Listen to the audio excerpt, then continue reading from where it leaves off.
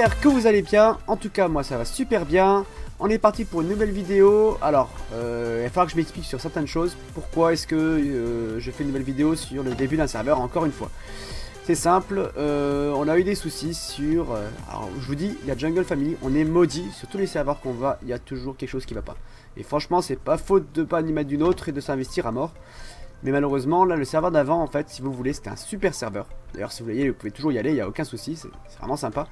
Mais on n'y est plus pour plusieurs raisons. Du coup, en fait, si vous voulez, il y avait deux tribes alpha, qui étaient les Wanted et les pirates, qui étaient deux grosses tribes, qui apparemment étaient là depuis 6 mois, et qui avaient un peu le monopole, un peu de tout. Et c'était des tribes rivales, qui du coup faisaient des alliances de chacun de leur côté, et se foutaient sur la figure, attaquaient les alliés, etc. Ce qui était une grosse... beaucoup de mouvements sur le serveur, ce qui était super. Nous on était recrutés directement par les Wanted contre les pirates, et bref. Qui donnent beaucoup de ressources, qui aident beaucoup, donnent des œufs. Enfin, on était super contents, ils nous ont vachement aidé dès le début, enfin, c'était super sympa.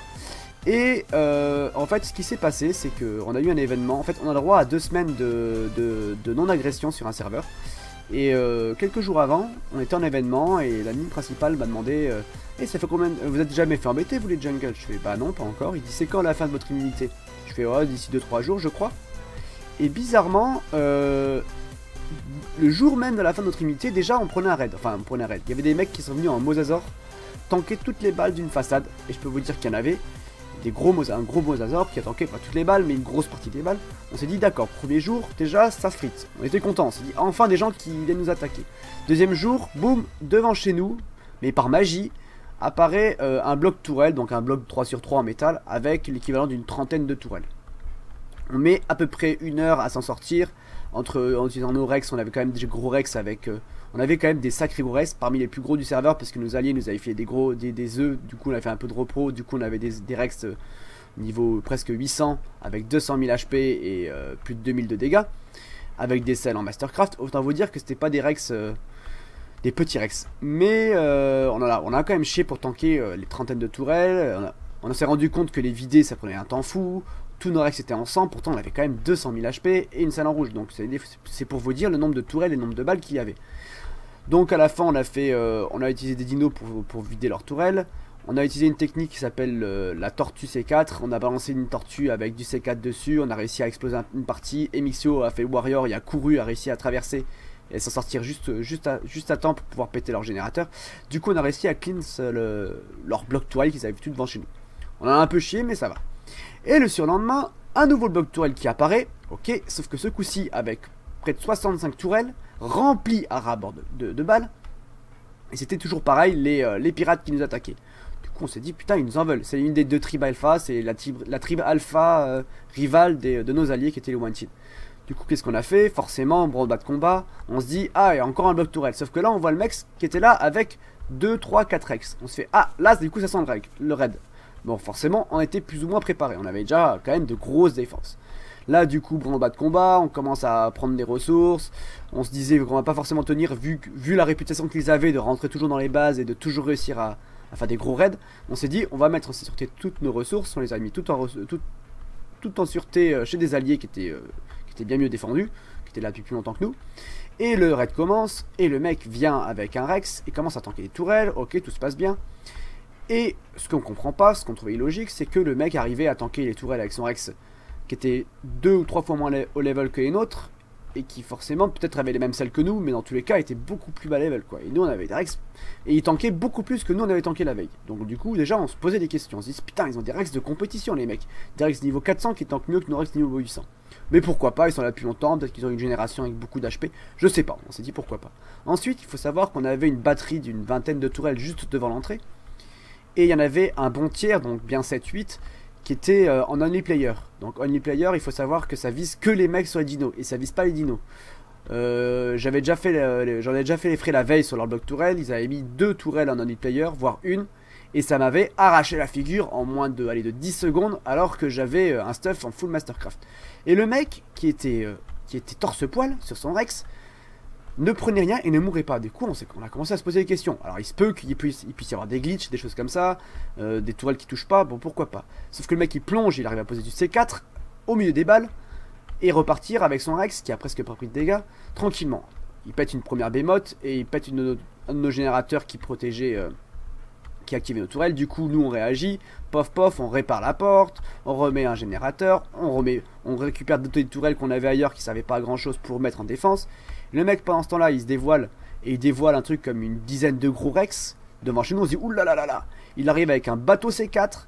Il arrive à faire passer le bateau C4, arriver jusqu'au bout, je ne sais pas, par l'opération du Saint-Esprit, il arrivait jusqu'au bout alors qu'il était à poil sur le bateau. Et avec le C4, il refait péter la bémote qu'on répare. Et il repart. Et là, il revient avec un Paracer tourelle avec, sans exagérer, une bonne quarantaine, voire 50 tourelles dessus pour protéger leur Rex d'éventuelles roquettes, etc. Il commence à avancer, petit à petit, il s'avance. Et là, nos alliés, les Wanted, qui parlaient avec l'admin principal, disaient ouais, on va se connecter, on arrive, tenez bon. Du coup, on tient bon. On utilise toutes nos ressources. On avait 3 volts de balles. Je sais pas si vous vous rendez compte, des volts, c'est ça. Hein. Il y a donc 3 volts de balles de secours qu'on a claqué dans les balles parce qu'ils nous les vidaient sans tuer un seul Rex. On s'est dit putain, c'est des costauds ceux-là, on n'arrive pas à les tomber, etc. Bon, les Wanted arrivent. Il faut savoir qu'apparemment il y avait des convois qui nous arrivaient sur la gueule, c'était une alliance, il y avait 3 autres tribus qui nous arrivaient sur la figure, avec 2 Quetzals de combat, avec des Paracer tourelles, des Bronto tourelles, des Rhinos, enfin des gros trucs qui nous arrivaient sur la figure. D'après l'admin, c'était le plus gros raid qu'il voyait. Malheureusement, fort heureusement pour nous, apparemment les Wanted ont réussi à se connecter, ont intercepté les convois qui nous arrivaient dessus et les ont tous tués. Bon, ça on l'a pas vu, mais du moins tous les convois qui arrivaient sur nous, les Wanted, nos gros alliés, les ont interceptés avec une équipe de 5 gros Rex et un Quetzal tourelle. Donc déjà on se posait des questions, comment est-ce qu'ils ont réussi à faire ça? Avec 3 fois moins, ils ont tout pillé. Bref, ils sont arrivés devant chez nous en moins de 15 minutes, sachant qu'ils avaient intercepté les convois. Du coup, ils sont arrivés pour nous aider en moins de 15 minutes, sachant que j'avais déjà fait le trajet depuis leur base à chez nous, et il fallait à peu près 40 minutes en Rex. Les mecs, ils sont arrivés en moins de 15 minutes, avec des Rex, et un Quetzal, mais Quetzal ça va plus vite, mais il fallait quand même amener les Rex, et en ayant intercepté un convoi. On s'est dit, c'est bizarre. Mais bon, les mecs, ils nous disent, go, c'est parti, sortez, envoyez tous vos Iracs. Du coup, on sort nos 2 Gigano, tous nos Rex, on sort tout. Et on fait un rush, on avait un Quetzal tourelle, on les rush. Les mecs, ils arrivent à s'approcher avec leur Rex de leur blocos de tourelle, donc 65 tourelles blindées. Le mec, il saute, alors que, franchement, il y en avait au moins une dizaine en only-player. Je peux vous dire que vous approchez pas, hein. Quel que soit votre stuff, vous approchez pas. Mais le mec, il a réussi à venir, tanker les balles, sauter, mettre un coup de roquette, faire péter le générateur, et du coup, mettre down leur bloc tourelle. On défonce du coup tout leur Rex avec nos Rex, nos Quetzal tourelles. On avait deux Quetzal tourelles. Et on a du coup tout plié, et on a tout défoncé chez eux. Donc, franchement, on s'est éclaté, c'était super. Forcément, on s'est mieux éclaté quand on s'est pas fait piller. Finalement, leur raid a échoué. Et ça s'est bien passé. Sauf qu'après discussion entre nous, on s'est dit, il y a un truc qui cloche. Le mec, plusieurs dans ma tribe, plus moi, on a mis des balles au mec. Et c'est dommage parce que j'ai les vidéos, mais ce serait pas intéressant de les mettre sur YouTube. J'ai mis des balles au mec. Malheureusement, j'ai pas la vidéo de là où j'ai mis les balles, mais bon. Et à poil, le mec il tankait des snipers Mastercraft. Donc on s'est posé des questions, on a mis tout bout à bout. On a commencé à discuter avec des gens qui étaient là depuis plus longtemps que nous, qui disaient que c'était eux aussi ils avaient ce genre de problème, mais jamais s'était posé la question vu qu'ils sont là depuis le début, qu'ils n'ont jamais subi de raid, enfin ils n'ont jamais vu d'autres raids, donc pour eux c'était normal. Les mecs ils sont plus forts, c'est nous qui sommes pas très forts, donc du coup d'avoir des glitches, d'avoir des astuces. Sauf que nous, on a poussé le vice plus loin, on allait voir carrément nos ennemis pour leur demander, les alliés du coup des pirates, pour leur demander si c'était la même chose. Et eux subissaient les mêmes raids, etc. Ils communiquaient de la même manière avec les pirates que nous on communiquait avec les Wanted, c'est-à-dire jamais par oral, ni même par écrit, c'était avec des petites notes qu'ils laissaient dans les boîtes aux lettres. Peut-être qu'ils voulaient jouer RP, mais on s'est posé beaucoup de questions. Cela dit, après on en a parlé à l'admin, et après avoir longuement discuté, on en a vraiment longtemps discuté, il a admis que c'est vrai qu'il avait un doute. Ils ont checké les logs et il s'avère que en fait il y avait un ancien admin du serveur qui était supposé plus être là, qui était revenu, un des gros admins du serveur qui avait arrêté Ars soi-disant, qui s'est renommé un autre perso et qui avec 4 potes à lui, donc 3, ils étaient 4 pardon. Ils ont créé d'abord les pirates pour faire régner. Alors forcément avec les codes admin c'est facile. Alors allez, ne demandez pas comment les admins n'ont pas vu qu'il y en avait qui savaient des trucs. Mais du coup en fait si vous voulez c'est 2 tribes alpha qui étaient les mêmes tribes, qui s'amusaient à se faire des raids avec les god admin, donc forcément en god mode et tout ce que vous voulez, et personne en 6 mois les avait jamais dévoilés quoi. Du coup, nous on l'a dévoilé. Du coup, le lendemain, on a eu l'info comme quoi il s'était fait ban. Mais on était tellement blasés dans la tribe, vraiment blasés d'avoir voilà, deux grosses tribe alpha qui nous motivaient tout ça. Finalement, et ben, sans ces tribe alpha, le serveur, il se passait plus grand chose en fait. Hein. Les tribes alliés ne faisaient rien si les tribe alpha faisaient pas quelque chose. Du coup, tout le monde a été démotivé, il y a eu mensonge, il y a eu tricherie, etc. Donc, on en a eu marre. Encore un serveur où on se fait arnaquer. Et il y a eu d'autres soucis dont je vous parlerai pas, mais du coup, ça plus le reste, ça n'a vraiment pas envie, ça nous a démotivé. Donc, on a décidé de venir ici. Désolé pour toute cette explication, mais il fallait quand même que je vous la donne parce qu'il y en a beaucoup qui posent la question. Ouais, vous faites que changer, etc. Franchement, c'est pas notre faute. On est arrivé ici. Ici, c'est le serveur de Fanta, enfin de Fanta. C'est un serveur, donc je vous donne le nom. Ici, vous voyez, c'est DNR PVP x20. On connaît très très bien l'admin principal, qui est en fait un des membres de la Jungle Family qui nous avait un peu, pas lâché, mais qui était parti pour aider un pote à lui pour faire justement ce serveur là, et qui est admin principal. Donc du coup, on sait déjà qu'ici, on n'aura aucun souci sur les règlements, sur les choses comme ça. Au moins, l'admin principal et même le grand admin qui est encore au-dessus de lui a 100% confiance en nous, donc je sais très bien qu'il n'y aura aucun souci. Si on rencontre un truc qu'on va leur dire, ils nous croiront et au moins on n'aura aucun souci. Donc bref. Et on en avait marre parce que ça fait combien de serveurs qu'on commence, combien de serveurs qu'on fait la même chose, qu'on arrive, qu'on s'implante, Quetzal, banana, on fait des tourelles, on fait des bases gigantesques. Vous avez pas vu la base qu'on avait chez les Gaulois, mais on avait déjà une sacrée base. Et à chaque fois ça tombe à l'eau parce que ou il y a personne qui raid, ou il y a des cheats, ou bref. Du coup là on a décidé de se la jouer en mode plus marrant. Donc on a dissocié la Jungle Family en deux tribes. Vous allez savoir pourquoi, parce qu'on s'est dit de toute façon, même si ça fait un moment qu'il a le serveur, au bout de quelques mois ça va être pareil, on aura entre guillemets le dessous. C'est pas de la fausse modestie, mais à chaque fois c'est quasiment la même chose parce qu'on est des gros farmers. Mais là on s'est dit, on se divise en deux, on a tiré au sort. On était 7 à ce moment là, donc il y a le 8ème qui va peut-être nous rejoindre, il était en vacances. Donc on était 7, à savoir Emixio, Shad, Deskis, Manu, Lambeau et moi. Donc Manu et Lambeau, ce sont deux nouvelles recrues qu'on a dans la tribu qui sont pour l'instant entre guillemets à laisser parce que ça fait pas longtemps qu'ils sont là, mais avec qui on s'entend très très bien. Donc ils sont de nouveau. Il y a Yetzar qui va nous rejoindre après, peut-être Gargal qui reviendra, on verra bien. Et bien sûr d'autres encore dont j'ai pas cité les noms parce qu'ils sont plus là depuis un petit mois parce qu'ils ont fait autre chose. Bref, et on s'est dit on va diviser la tribe en deux, on va faire deux tribus l'une contre l'autre et on va se foutre sur la gueule. Voilà. Donc on s'est dit on va se foutre sur la gueule et on va rigoler entre nous, au moins le temps de se développer, et on va s'amuser, on en a marre de farm, on veut du PVP. Donc on a fait le tirage au sort, et qui a été ensemble, ça a été Deskis, Shad, ah oui, il y a aussi Caponel qui nous a rejoint depuis un mois aussi, dans la tribe, Caponel et Lambeau. A savoir que du coup les trois gros farmers, Shad, Caponel et Des, sont dans la même tribe. Et ensemble, du coup, Manu le nouveau, qui parle pas beaucoup, mais qui est très sympa, Emixo et moi, qui ne sommes pas du tout des gros farmers, ou du moins des beaucoup moins gros farmers. Moi, j'ai été à une époque gros farmer, mais j'avoue qu'à force de jouer sur le jeu, au bout d'un moment, on en a un peu marre. Et on est beaucoup plus des joueurs PVP, Emixo et moi. D'ailleurs, on était un peu les... chez les Jungle, on est un peu les deux mecs qui font beaucoup de PVP, qui aiment vraiment ça. Et qui en général nous débrouillons vraiment bien. Du coup ça fait en fait les gros farmers contre les deux mecs qui font du PVP. Mais malheureusement là, pour se développer quand on est des farmers, quand on est comme nous, c'est pas facile. Sachant que on est que 3, eux ils sont 4, et que Emixio et Manu se couchent tôt, donc en fait je me suis retrouvé tout seul très vite. Ça fait une petite journée qu'on est là, enfin une grosse journée. On a déjà fait une base cachée, que je vous montrerai pas forcément, on a fait une base cachée pas loin de chez les autres. On a déjà repéré la base de nos ennemis, du coup en fait on s'est renommé. Nous on est les Jungle Villains et eux ce sont les Jungle Balls. Alors si vous voulez savoir, ils s'appellent les Jungle Balls tout simplement parce que je leur ai dit qu'ils avaient no balls parce qu'une fois je les ai rush, ils se sont planqués dans la baraque, ils ont pété l'arrière de la baraque pour se barrer. Du coup je leur ai dit ah, vous avez pas de balls et tout. Et du coup ils sont appelés les Jungle Balls et nous c'est les Jungle Villains parce qu'on est les méchants, on veut les agresser, on veut les piller. Et du coup, en étant tout seul la première journée, on a pris un gros retard. Forcément, tout seul, ça veut dire pas Quetzal, ça veut dire farmer à la main, etc. C'est pas facile. Ils ont pris déjà un gros avantage.